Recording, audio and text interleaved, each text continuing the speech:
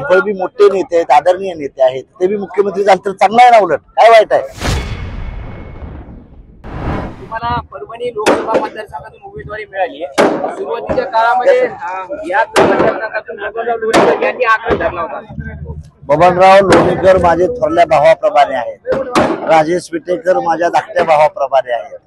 ज्यांनी ज्यांनी उमेदवारी मागितली प्रत्येकाला प्रत्येकाचा हक्क असतो। आणि आता लोणीकर साहेब, राजेश विटेकर साहेब, लोणीकर साहेब हे मला निवडून आणण्यासाठी जीवाचं रान करतात। मराठा मतांमुळे मतांचं ध्रुवीकरण होईल का असं तुम्हाला वाटते का? आज माझ्याबरोबर सुनील बाप्पा अर्धर मराठा आहे, खरात बाप्पा आहेत, घाडगे साहेब माझ्यावर आहेत, लोणीकर साहेब आहेत, दानवे साहेब आहेत, खोडकर साहेब आहेत, बोर्डीकर साहेब आहेत, हे सारे राजेश विटेकर आहेत, हे सारे मराठा समाजाचे आहेत माझ्याबरोबर।